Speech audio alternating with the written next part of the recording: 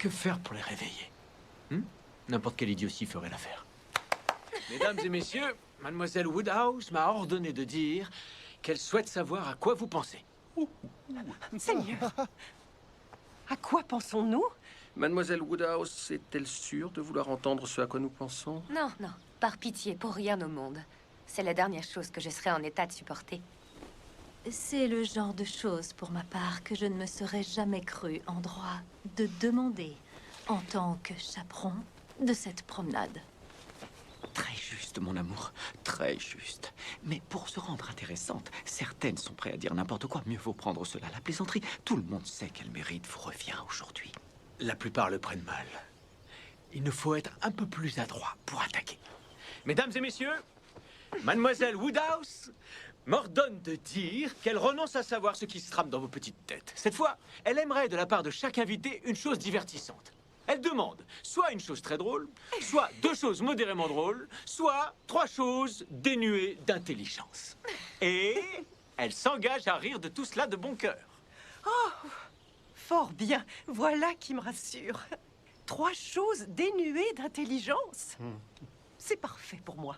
Je suis sûre de prononcer 3 idioties dès que j'ouvre la bouche. Ah, mais madame, il y a une difficulté. Il faudra savoir vous limiter à 3.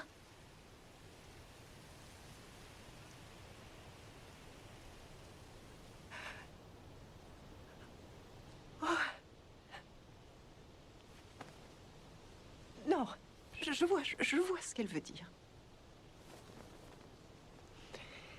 J'essaierai de tenir ma langue.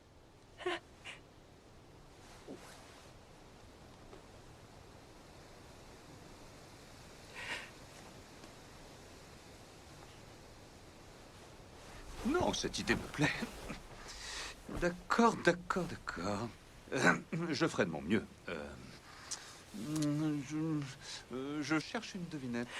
Une devinette compte-t-elle pour beaucoup? Très peu, j'en ai peur, monsieur. Mais nous serons indulgents. Surtout avec Monsieur celui qui Knightley, ose se lancer le premier. j'ai dû me rendre coupable d'un impair injustifiable, non? Sinon, elle n'aurait jamais dit une telle chose à une vieille amie. Je ne vois pas ce que j'ai pu faire. Quelles sont les 2 lettres de l'alphabet qui sont l'expression de la perfection?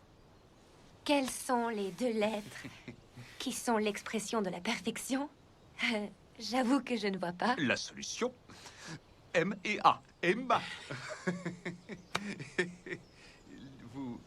Vous comprenez? Oui.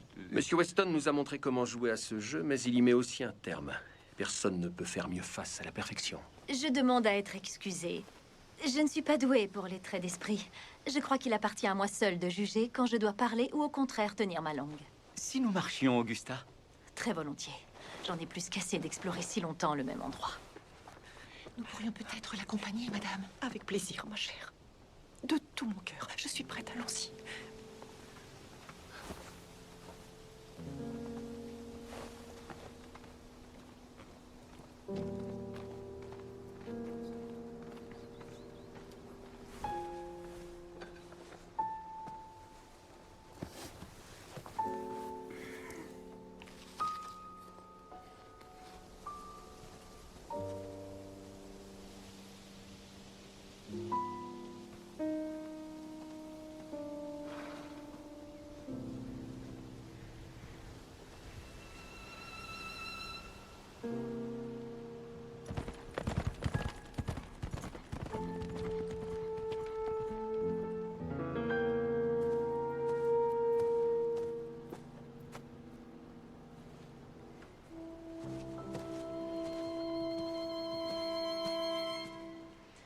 Comment avez-vous pu vous montrer si cruel avec Mademoiselle Bates?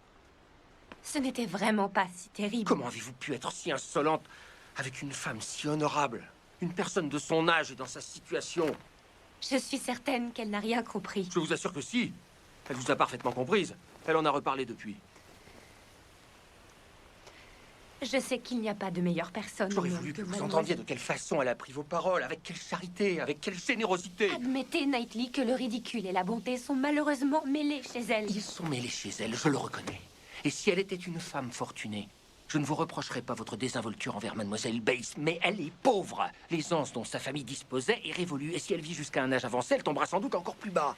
Elle vous a vu grandir. Il fait trop Ces chaud. marques d'attention pour vous à Et je l'époque suis étaient un honneur. fatiguée. Et voilà qu'aujourd'hui, dans un moment d'étourderie, et pour le plaisir d'un bon mot, vous l'offensez. Et vous l'humiliez. Qui plus est devant sa nièce et devant d'autres, dont beaucoup vont désormais la traiter aussi mal que vous, Emma. Vous vous êtes mal conduite, laissez-moi vous le dire.